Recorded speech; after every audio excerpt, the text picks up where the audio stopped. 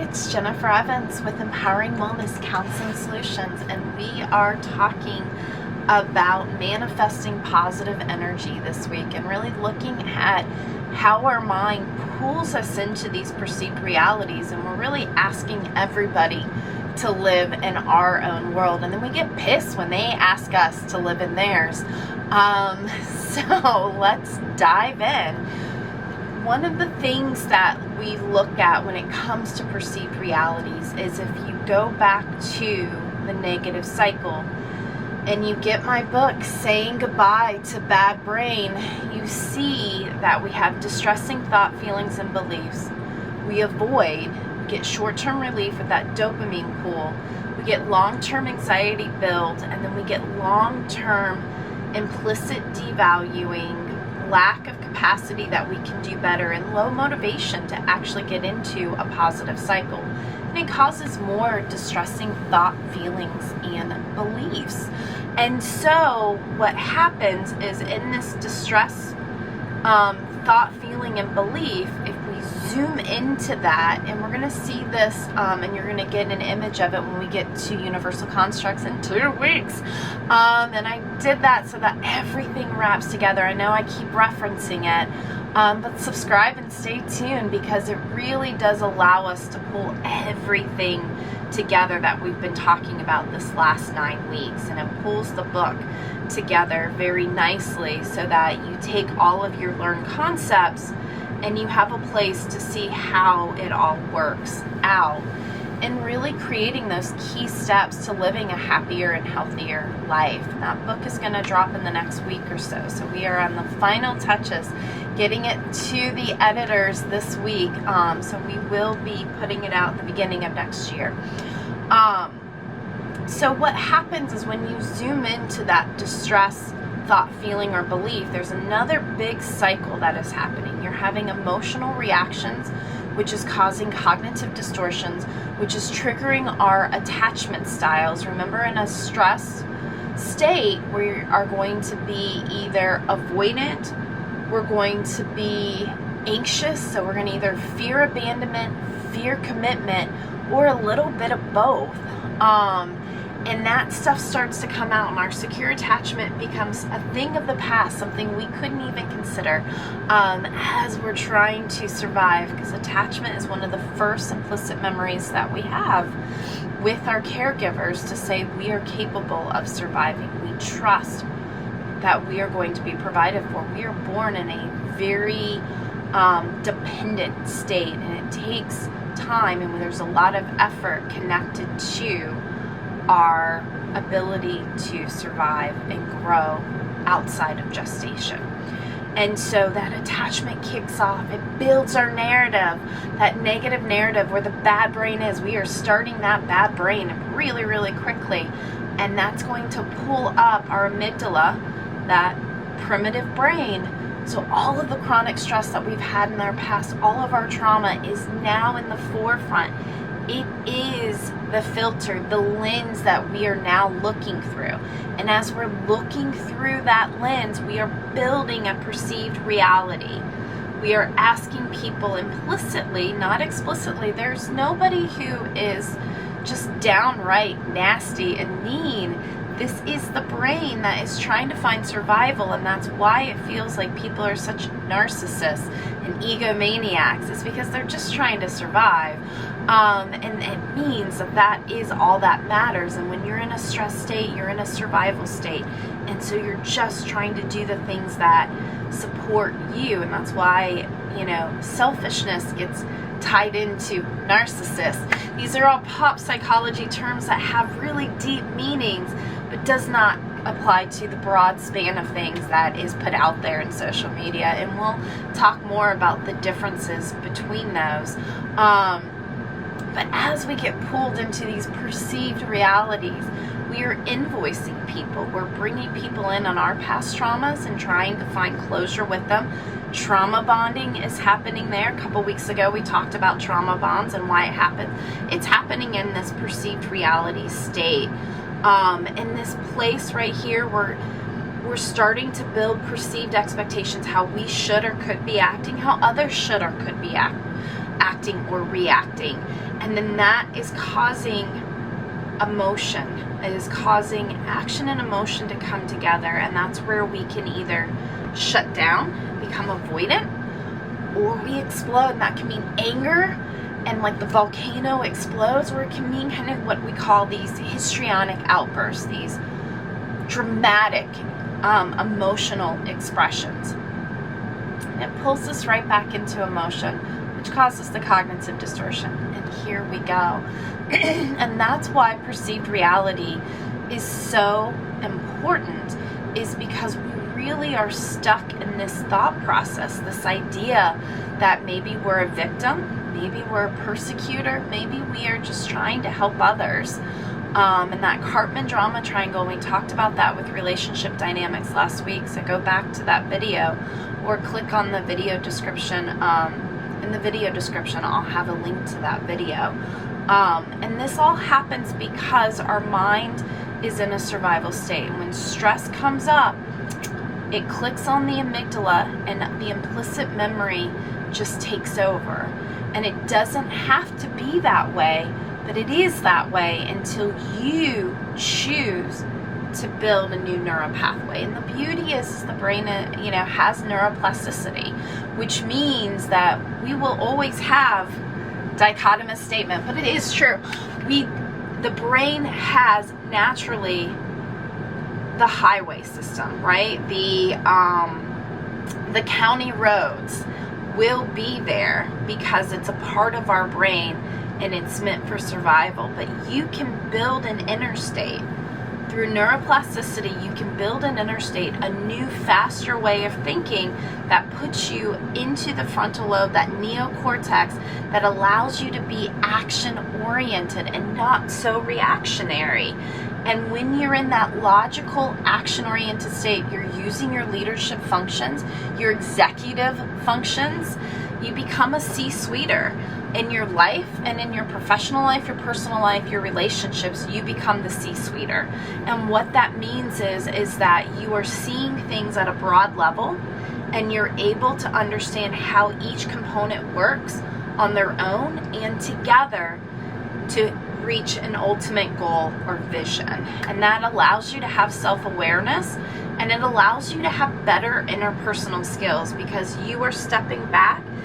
You get to see the moments people are having. You're like, oh, you're reactionary. Okay, well, I was going to jump right in and just be reactionary too, and we were going to battle it out, but it doesn't do anything and it doesn't serve me. So instead, I see you.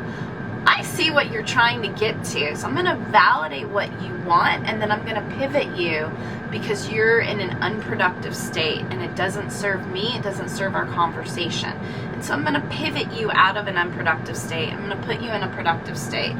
And that's the beauty of having these mind-body connections and being able to understand what our thought process wants to do and how to build the inner state of what you want to do and how you want to be the most successful and productive and efficient and effective person in your decision making and your interactions. And remember that not everybody uses the interstates, right? So you can build these interstate systems, but there is going to be times when we are stressed or distressed that we will fear it, or that we will see that the interstate is on red and so we want to get off. It's okay. It's all about awareness, acceptance, and action. That is my plan that I do, and I work with my clients to find awareness, acceptance, and action so that we stay on the interstate despite our fears, despite the distress, and we're able to quickly find an action-oriented state. And so a part of this is what we call a stubborn cloud, which is this mental fog or this persistent mindset that keeps us stuck in a perceived reality and these negative cycles that we get into. And they often arise because of a distress feedback loop that I told you about, that the past, the amygdala is pulling up all of our past experiences. The negative bias is saying we can't trust life and we must see it as a negative before we see it as a positive. That default mode network that says when we're in an idle state, I'm just going to scan just for fun. I'm just going to scan every problem we may have. just to make sure that we are safe. It keeps us in those limiting beliefs, that scarcity mindset. Remember the 4 barriers that trauma brings on? That was a couple of weeks ago when we talked about bad brain. And it builds that negative narrative and feels unchangeable. It makes us feel like we're helpless and hopeless. 2 key identifiers to depression. 2 identifiers in depression that keeps us in a perceived reality of depression: helplessness and hopelessness. And that's where the high risk of suicide comes, because we get so distorted in our perceived reality of this helplessness and hopelessness, we cannot see a way out. That's the scary part about perceived realities. It's very distorting in what our views are and what our capacity is. You see how these same words keep coming up, because there's a cycle there. It all is connected, and it's science. It's the science of how our brains are thinking for survival, and we get stuck, and we're actually creating more chaos because we want a perceived sense of agency. And so that stubborn cloud really filters and fogs us and creates that lens that things are really, really difficult and overwhelming, and we can't get out of it. We can't find that capacity. And so what we can do is find reality mapping. And so when we're in this perceived reality, we are cognitive distortions, right? Perceived reality is met with, on the opposite, cognitive distortions. One feeds the other. Negative narrative feeds the emotional expression. One feeds the other. So on the externals, we're seeing a negative narrative and these outbursts, and then we're seeing cognitive distortions and perceived realities, or invoicing. And so the cognitive distortions are invalid data points. I'll say this a lot with my clients. You're using invalid data points. You're using the all or nothing thinking. You're using shoulda, couldas. You're using what ifs. And there's a whole list, and I have it in the Saying Goodbye to Bad Brain book, a whole list of what our cognitive distortions are. So go check it out on Amazon. The link is in the video description. And that is our invalid data points, and it feeds our perceived reality. It keeps us in our trauma, and we keep cycling in this negative. And all we have to do is ground, find the valid data points. I use work performance in the book, and it's like I made a mistake. I always make mistakes. I can't seem to ever get anything right. I'm going to get fired. And so, when these happen, and in my coaching and therapy sessions, I say, well, let's look at that. Have you been fired in the past? Have you been laid off? Have you been fired? Have you gotten a PIP? There's a whole HR legal process that you go to. You can't just get fired. You can get laid off, and they can reorg, but they can't just fire you without without actually having things. So are you on a performance plan? Has your boss ever said that your performance is in question? And that's how we start to go through what we call Socratic questioning in cognitive behavioral therapy, to start challenging and reframing our thoughts, and countering our thoughts. All of these are the action steps, so that we can see that, oh, that's an invalid data point, and here's where my valid data point is. That's where I need to go to. And as we do that, we're mapping our reality, and we're letting go and accepting what is not our reality. What is in our brain? What is our stress? What is our fear? Fear of success, fear of failure, limiting beliefs or self-sabotage, scarcity mindset is all connected into those barriers that we talked about during the Bad Brain Week. And then we get stuck. Because the perceived reality is happening, we are stuck in this negative cycle trap. And so we need awareness, we need acceptance that allows us to ground, to find valid data points or positive affirmations. I have a lot of people who get very stuck in these negative cycles, and they say, I don't like positive affirmations. I just feel like I'm just rocking in the fetal position and saying, like, I'm okay, I'm okay, I'm okay. I don't feel like, logically I know cognitive dissonance is a big thing. Logically I know Emotionally, I can't feel. And because of this negative cycle trap, cognitive dissonance is really there. So positive affirmations are kind of like the ick. They don't love that statement, but what it is it's a valid data point. So find what valid data point works for you. And I'm good enough, I'm strong enough, and gosh darn it, people like me doesn't do it for you, then find the valid data point that does. And that will help you to start grounding and using the action steps. This is all outlined in my Saying Goodbye to Bad Brain book. Will help you to outline all of these pieces to rationally get out of this negative cycle trap. And for energy management, we're going to talk about manifesting positive energy this week, and we're going to talk about our vibrations. And when we have high vibrations, things come to us, and we have low vibrations, it makes people weary and it pulls people away. And we're going to talk about that relationship and energy. And it's important to manage your energy.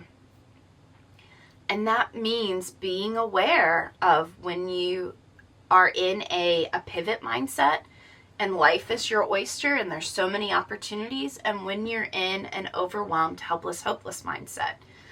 And as you find this, visualizing your cups and the key steps, part 1, life worth living, we talk a lot about our value and we do the cup metaphor. And so in the links you have a link to that workbook. So that's taking the bad brain knowledge, which has case studies and it has kind of a spelling out of kind of clinically how our brain is working.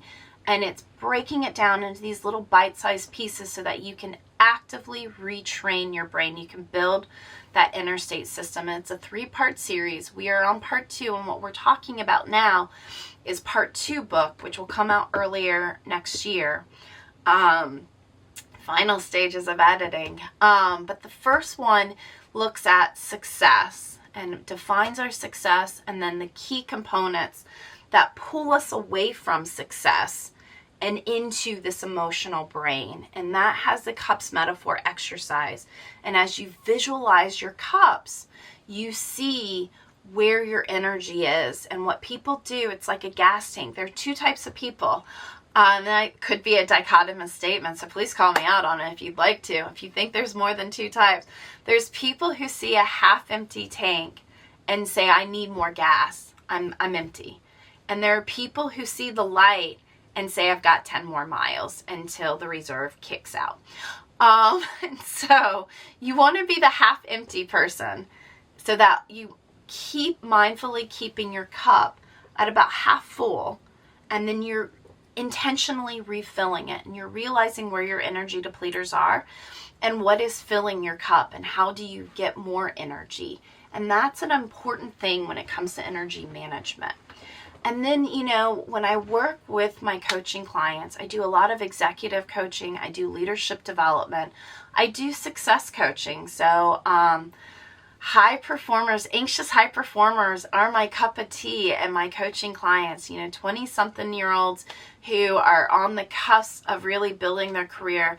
They have all this ambition and all these ideas, but they just don't know. They feel overwhelmed and they're not sure of the path, and they're fearful of the path of kind of the unknowns. Like, that is my cup of tea. So please reach out to me if you are looking to build a successful life, or if you're in your 40s and you want to know about my journey and how I've been able to move away from all those perceived expectations and build a life worth living, a beautiful life, and wintering in a majestic place in Florida and summering in a majestic place on top of a mountain in North Carolina. I'd be happy to share with you my journey and help you find whatever journey you want, and move away from all of the stress and chaos. And, a case study, my own personal experiences, I was actually burned out. I got married. I was working in the state, which I go back and look at my thing. I'm like, wow, it was only a year and a half. That felt like 10 years of my life. It probably was 10 years of my life. I was in a very prominent place where all of the department heads for the state were actually saying, I will build you a position. Like, this place is where you're working is no bueno. They are chaotic and they are wasting such a potential. Please let me build a position for you. Even the governor at the time was saying, I will build a position for you. You have so much promise and potential. And I had been married for 3 years at that point. My husband was living in Gulfport, Mississippi, serving in the Navy, and we got PCS. We thought we were going to be retired and we were going to settle down, and he ended up making chief, so we needed another couple of years for him to realize his dream. So we get rooted up, moved back to a place where I thought I escaped. I honestly thought I escaped Virginia, and here I am back in the same place that I once was, going into a leadership role with the same toxic dynamics where they again are saying, you're so promising, you're such a great leader, come in, take this person's position, and we just want you, and we want to knock out what was old, and we want to put you in. And I'm like, I don't want to do this again. That was incredibly traumatic. Like I almost was in very serious health distress because of all the stress that I was under. I don't want to do this again. And my body was like, danger, danger, danger, Jen, let's not do this. So I ended up quitting and really focusing on building a business. I did a consulting firm helping people with trauma-informed care. But I also was trying to figure out what I wanted to do. I worked in Virginia. I worked in the city. I knew what I didn't want to do. I worked with a lot of these providers, and I knew what I didn't want to do. And it took, I took about a year off of work just because I was like, I don't know what I want to do. I'm so traumatized. I just need to rebuild. I'm so burnt out. I just need to rebuild. And a lot of the things that I am doing now actually came to me about 10 years ago. And actually 15 years ago, I didn't do it. I was afraid. 10 years ago, I didn't do it. I was afraid. I took the predictable path. I'm like, no, I'm just going to be an independent contributor. I'm just going to clock in, clock out. And it did well until I got stressed. And then all of a sudden, I want to occupy a leadership role. And then I'm getting burned out again because I see how things are not functioning, and then I want to anxiously come in and I want to fix things. And it kept happening. I kept burning myself out until I realized that I'm an entrepreneur and I need to stop anxiously fixing things that are broken, because I'm only losing value and they're getting so much more out of me, and I'm just depleting myself. And so that's where we are, and that is working part-time, owning my own business, living the life that I want to live, and committing. My husband and I committed, like, we're in this, like, we are doing this. We are the nuclear family, and we are going to do what we want, which is to travel the country, travel the world, have the freedom that we want, and do what is meaningful to us. And so I've really dedicated my career to being able to help other people while also finding balance and doing this only part-time, and being able to find the income to be able to have a beach house, a mountain house, a lake house, because that is what my values are. And when I stick to them, and this is all spelled out, all the key steps are spelled out of what I am using. I built a book around exactly what I did. I'm sharing this information, exactly what I did, and then it's supported by the fact that I am a licensed professional counselor, the fact that I have expertise in behavior and cognitive behavior therapy, and I'm taking all that psychological information and sharing with you the science of it. And so that is a long-winded way of saying that we are building our own perceived reality, and your perceived reality can either be positive or negative. You can feel overwhelmed and incapable, or you can feel like life is all about what it is you want, and you focus on your values, and your values continue to present to you. No matter how burned out I was, those values were still there. It's whether or not I chose to embrace them or I feared embracing them and I avoided them. It's all there. It is all connected. And when you can transform that mindset, when you can understand that it's about awareness, acceptance, action, that is the framework of change, you can do anything. And the inner state is there. It's whether or not you fear it. But you can build that inner state because of neuroplasticity. And we start with little micro wins. Go back. I have, there's a whole accountability section in the Key Steps workbook. We talk about atomic habits. We talk about micro wins. We talk about these just little things. Every day, choose to do one thing that's reflective of your values and your vision of success. It does not have to be big. If what you want to do is run a marathon, but you've been sitting inside your house on your couch for 4 years because you've been afraid to get outside, then just walk around the couch. There's never a goal that is too small, and you have to celebrate in every single one of them. I work with a lot of clients who have agoraphobia, and they will be so ashamed of their wins, like, oh, well, I went out for 20 minutes today, and that's just idiotic. Like, I can't believe I'm saying that. Like, I'm just embarrassed that that's a win for me. And it's like, no. That's a win for you, and that's a big win, and you need to own it. You will not get better if you don't own those wins. Going outside for 15 minutes a day is a huge win, and you have to take it. You can't let that go. Being the first time you've been in an elevator in a year and a half, it's a big win. Own it. Never devalue what is a step and a goal for you. The more success-oriented you are, the more successful you will be. And that's what I have for you. There's so much good information. Go to the video description. Click on the links. I'm going to be connecting this to some frameworks on my blog so that you can have more information. You can share this information with others. I do really encourage you sharing this information because there's no shame in the game. It's all about the brain doing its thing for survival. I am Jennifer Evans with Empowering Wellness Counseling Solutions. Thank you so much.